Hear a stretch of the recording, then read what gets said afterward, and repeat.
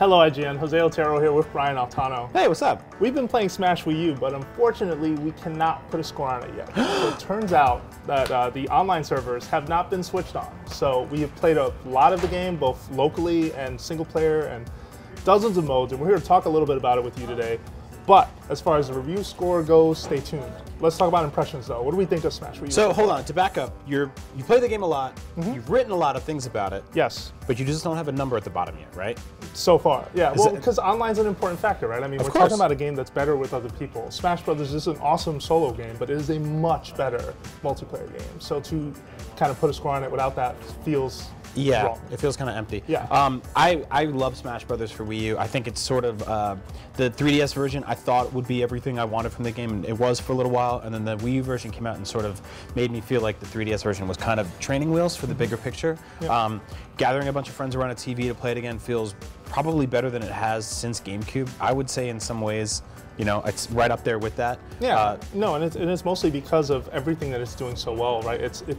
It basically is, it lives up to everything that the series has done so well. The level of detail on characters, even like Mega Man and Pac-Man, Wii Fit Trainer, all the newcomers, like fantastic. The stage details, Mario Kart Circuit. Have you played the new Mario Kart? Yeah, it's great. Amazing stage because the boundary with which you can bounce people off is constantly changing depending on when that stage is traveling or not. They have stages dedicated to even Pac-Land. Like there's so many little pieces of Smash that it's really hard to kind of pinpoint, like, what is it that I love about this the most? Well, it's the fact that after, you know, dozens and dozens of hours, I still haven't seen everything. Right. Yeah. And you really won't cool for a very long time. It's a very rich, deep game. There's a lot going on. There's a lot to unlock.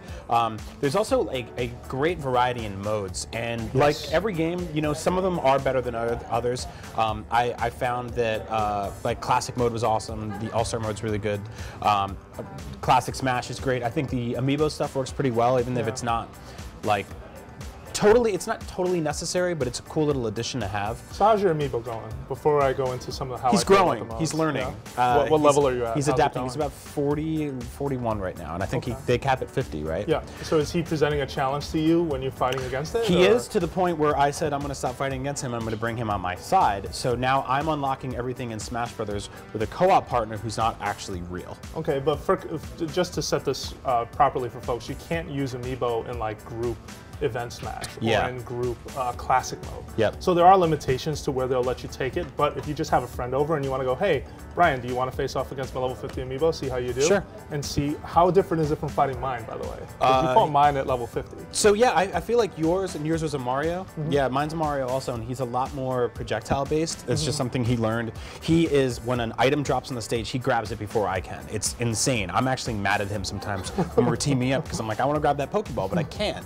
And he's on it. He's just lightning fast. He's constantly throwing fireballs and stuff like that. So his character plays a little different, and it's because he learned from my actions to an extent. So I'm playing a lot of event match right now. Yeah. That's where I'm spending a bulk of time.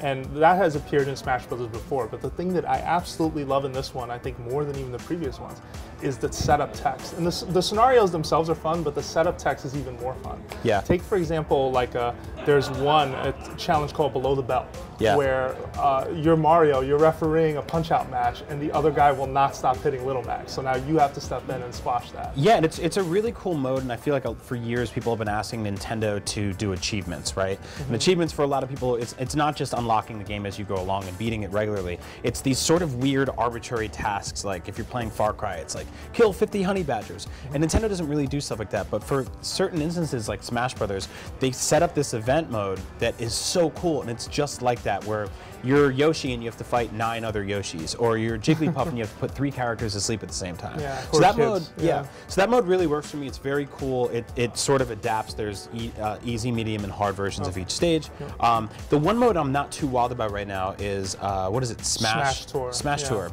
and it's they're sort of like Mario Party-esque board game mode. I feel like it's kind of cumbersome. It moves quickly. The pacing's a little off. It doesn't explain itself very well. The matches are painfully short. It feels like just when you're starting to get your groove, like that's it, you're out, you're back to watching everyone sort of roll dice.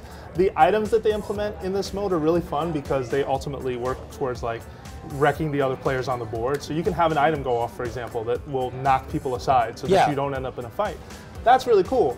But on the other front, it's just a lot of downtime, it feels like, and there's a lot of waiting before the match, and then the match is really short and it's over. I feel like the plus side of it is it does sort of get groups of players together to kind of get them to play as different characters. Like some people sit down, they play Smash, and I play as Mario, you play as Link, and that's the entire night for us. Yeah. Smash Tour sort of gets people to cycle around a little bit and swap characters. I will say though, like Smash Tour aside, 8-player Smash Brothers. Oh like, man. I did not think for a second I was going to care about 8-player Smash Bros. Oh my god. It works. Forget it. Like, it is one of the best ways to play the game.